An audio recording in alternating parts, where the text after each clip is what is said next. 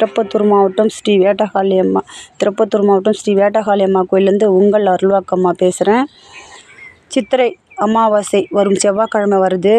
சிலர் அம்மா எனக்கு சில பிரச்சனைகள் இருக்குது, அந்த பிரச்சனைகளை நம்ம வெளியே சொல்லக்கூடாது. அம்மா எனக்கு இந்த மாதிரி எனக்கு இருக்குது, எனக்கு சந்தோஷம் இல்லை வாழ்க்கையில், எனக்கு நிறைய கஷ்டம் இருக்குது, கணவரை பற்றியோ பிள்ளைங்களை பற்றியோ இல்லை குடும்பத்தில் இருக்கிற கஷ்டங்களை பற்றியோ எனக்கு ஃபோன் காலில் நிறைய பேர் பேசுகிறாங்க.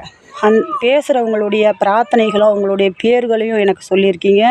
அந்த பேரோ அவங்களுடைய கஷ்டங்களையும் செவ்வாய்க்கிழமை அமாவாசை அன்று அங்காள பரமேஸ்வரி அம்மாளுடைய பாதத்தில் உங்களுடைய பிரார்த்தனைகளும் உங்கள் பேரோட உங்களுக்கு என்ன கஷ்டங்களோ அந்த கஷ்டங்களோட அம்மாவுக்கு பாதத்தில் நான் வச்சு உங்களுக்காக அன்னைக்கு செவ்வாய்க்கிழமை அன்னைக்கு உங்களுக்காக ஒரு பூஜை நடத்தி அந்த பூஜையில் அம்மா உங்களுக்கு கொடுக்குற வாக்கா நான் கொடுக்குறேன்.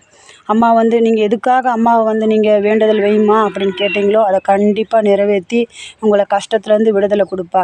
பிள்ளைங்களை சரி செஞ்சு கொடுப்பா, கணவர்மார்களை சரி செஞ்சு கொடுப்பா. உங்கள் குடும்பத்தில் என்ன கஷ்டம் இருக்கோ அதை அம்மாவை அன்னைக்கு தினம் நம்ம அம்மா ஸ்ரீ வேட்டகாளி அம்மாவும் அங்காள பரமேஸ்வரி வனபத்ரகாளி இவங்க எல்லோரையும் நீங்கள் மனசில் நினச்சிக்கிட்டு சின்னதாக ஒரு விளக்கு ஏற்றி உங்கள் வீட்லேயும் நீங்கள் வேண்டிக்குங்க. உங்களுக்காக அம்மா பாதத்தில் நான் எடுத்துன்னு போய் உங்களுடைய கஷ்டங்களை சேர்க்குறேன். அம்மா கருணை மழை பொழிஞ்சு உங்களுடைய கஷ்டத்துலேருந்து உங்களை வெளியே கொண்டு வருவா. எல்லாத்தையும் நல்லதாக நடத்தி கொடுப்பா.